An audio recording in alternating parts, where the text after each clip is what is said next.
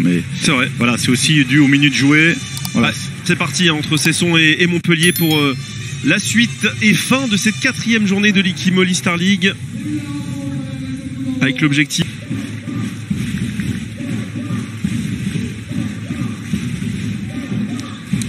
Echam avec le rebond qui a. Ah, je crois qu'elle y est, ouais. Ah, le ballon a franchi la ligne. Ouais, malheureusement, il a fait un. Quand il est retombé en arrière. Ouais, je pense que c'est Tabaran en fait qui se le met lui-même. Enfin, il n'avait pas vraiment le choix parce qu'il était en train de reculer. Là, et ouais, c'est là à ce moment-là. Ouais. Voilà. Effectivement. Le but est de manquer parfois des ballons de précision. Ouais. Là, il a aligné Arnaud Tabaran avec ce shoot. Avec le poteau intérieur.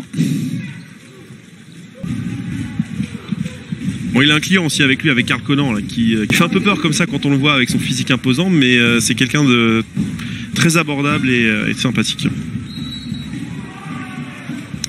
Voilà, il s'agace là, il s'est sonné. Mais là, il y a très justement une faute là. Ouais,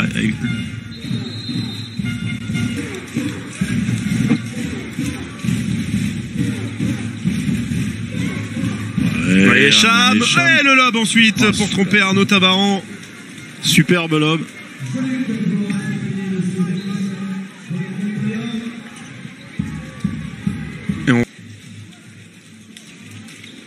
Ahmed Echam. Et le ballon qui échappe des mains d'Arnaud Tabaran. Ah, on pensait que ce serait un arrêt facile pour eux.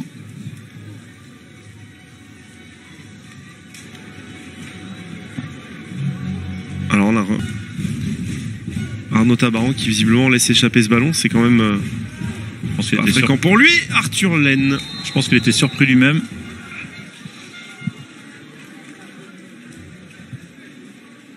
Et la faute concédée par Cesson. On va revoir peut-être la faute sur le jet de 7 mètres. Je suis curieux de voir. Écrène. Molinier. Ouais, Molinier qui a tenté la passe. Si, il est quand même en zone. Mais le sauvetage a failli être très grand, on va dire. Hop, Ahmed Echam. Ouais. Le pied était déjà dans la zone avant de relâcher le ballon. Et la transversale, pas de réussite pour les Cessonnais. Ouais, c'est la contre-attaque. La belle relance et la contre-attaque avec Carlson. Alors voici le Suédois qui réapparaît pour mettre le 20e but montpelliérain déjà dans cette partie. Ouais, il commence comme ils avaient débuté. À chaque fois lors des premières mi-temps et qui montait en puissance au fil des minutes. Là, dès la première mi-temps, on les a sentis très très concernés et ils ont fait quasiment le plus dur. Hein. Donc là, ils vont aussi se permettre de, alors, pas de souffler parce qu'évidemment cette bulle d'écart c'est pas terminé, mais on sait qu'ils ont joué aussi en Ligue des Champions minutes. Et bon, c'est vrai que le trou est fait. Mais c'est pour ça que ça peut compter cet écart de 7 buts pour permettre. Ouais, ils vont pas le prendre. Ce shoot, ça va être terminé donc sur ce score de 32-27 ici à la Glace Arena. Et Montpellier qui s'impose face à Cesson-Rennes. Restez avec nous dans un instant à Cesson avec finalement une équipe héroltaise qui n'aura jamais été vraiment mise dans la difficulté. Ouais, que ce fut dur pour Cesson.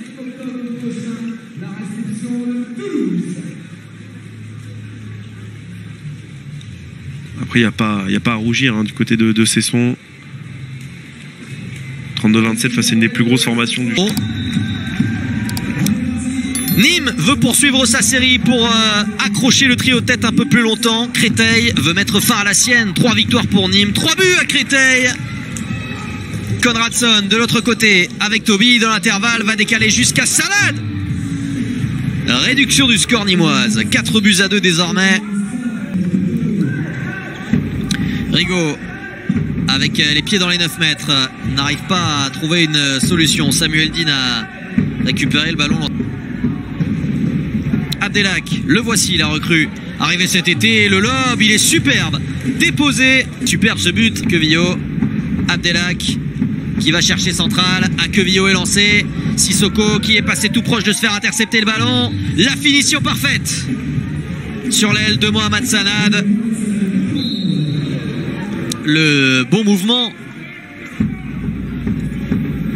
des Nîmois qui a été annoncé par Yann Balbossière, on n'en doute pas, et décalage jusqu'à Mohamed Sanad qui vient glisser ce ballon au fond des filets et au premier poteau. De retour à Flensbourg, égalisation de Nîmes, 20 partout. Les Nîmois reviennent dans cette partie à la faveur d'un très bon début de deuxième période. Il fallait une réaction rapide de la Green Team. Elle a eu lieu. Elles font du bien, ces deux actions consécutives. Aïeva, la passe dans les mains de Garrick Vincent. Il en a manqué. La longue relance derrière pour Mohamed Sanad, qui ne se trompe pas. Il va falloir faire beaucoup moins d'erreurs du côté de Créteil si on veut espérer inquiéter encore la Green Team, qui est en train de mettre et pour le pousser au fond.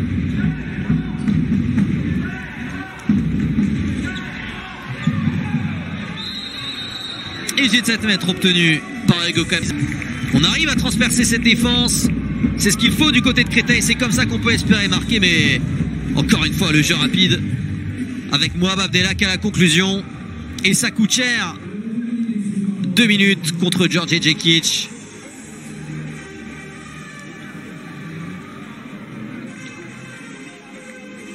Et si on n'est pas à 100% demi-tour contact externe, il n'y avait vraiment pas de place au shoot de Risbourg. Lui de l'autre côté, la petite roucoulette pour Lou de Risbourg, qui vient Valentin Amann qui est sorti. Barbetto, c'est trop compliqué. 6 lui-même sur cette incursion. De l'autre côté, on n'a pas effectué le changement assez rapidement. Et encore une fois, c'est sanction immédiate.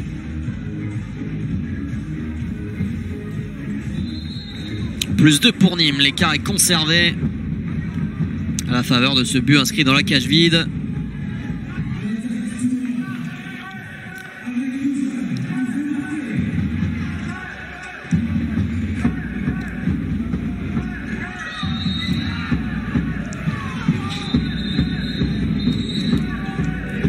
Il n'a finalement évolué que quelques instants en fin de première période à ce poste. De Risbourg, la tentative de service, elle est difficile avec de la réussite. Moab Abdelak va récupérer le ballon et il va y avoir derrière une exclusion pour 2 minutes contre Kylian Rio. C'est sa deuxième pour une main au visage a priori. Oui, avec le coude un petit peu haut, et c'est vrai que c'était le vice parfait d'aller récupérer cette balle. Et derrière Mohamed Sanad, qui lui aussi est très efficace aujourd'hui. Bien qu'on le présente plus, 5e réalisation de la partie pour lui sur 8 tentatives. Barbetto croise son tir et cette fois ça passe. Engagement rapide et de l'autre côté Sanad à toute vitesse. Ouais, le ballon donné en chutant et on va siffler le marché justement. A priori, oui c'est ça, c'est le côté du côté de Créteil. Et cette dernière défense avec Vincent qui va abîmer un petit peu sa ligne de stats avec un dernier échec. 12 sur 14 pour Garrick Vincent aujourd'hui, l'homme du match. C'est lui, mais c'est la prestation de cette équipe de Nîmes qu'il faut souligner, qui, malmenée, a su se sortir du piège cristolien. Défaite en autant de matchs. Victoire 36-34 de Nîmes sur le parquet de Robert Roumont.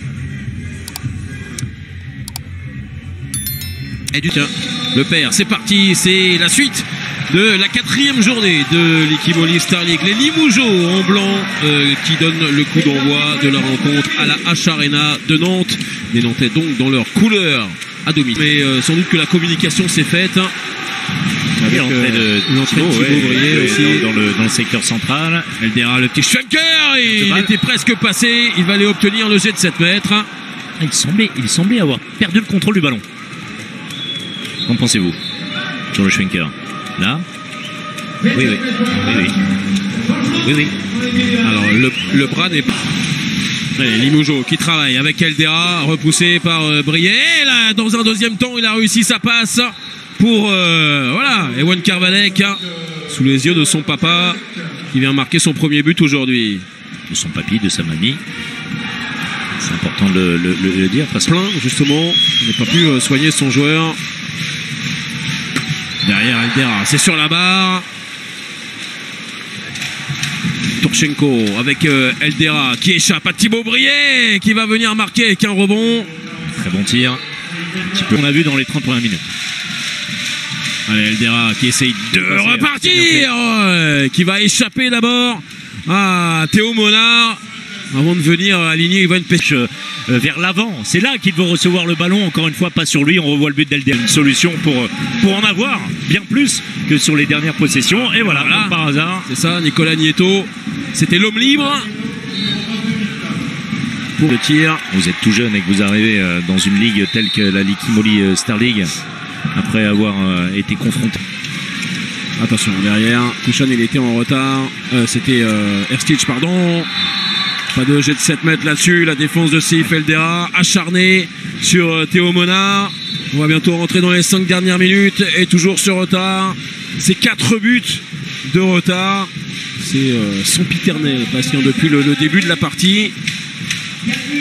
Poser des pièges, un petit peu à l'espagnol, ils font ça très très bien, ils nous embêtent très souvent. Ouais, ça part pas dans le bon sens et il s'est trompé, et derrière le ballon récupéré par Ogando. Et oui, mais encore une fois, avec ils l'ont lâché. Doleles qui va tirer au-dessus. Ça ressemble à un sursis vraiment pour l'arbitre. A priori. Alors qui pour la première action? Ascoé dans le duel, Dolenech qui est alors il fait le tour du bloc central. C'est bien donné. L'excellent, le croisé. Magnifique, et derrière la spéciale Théo Monard sur la relance rapide de Victor Algrimson. Ça rappelle forcément de pas si bons souvenirs que ça à Montpellier à ce moment-là de la partie. Dans tout le monde. Pouvoir au moins prendre un point. Seif Eldera qui va tout seul. C'est donné, c'est bien donné. Bravo métier, Turchenko, bonne position. L'arrêt pour Algrimson. Et on va en rester là sans doute. Thibaut Brié, ça va passer au-dessus. On en reste là à ce score nul de 34 partout. Une fin de match indescriptible dans une ambiance exceptionnelle. Les Nantais étaient derrière tout au long de la rencontre. Ils s'en sortent avec ce match nul qui pourrait coûter très cher évidemment dans les semaines qui viennent. Match nul donc.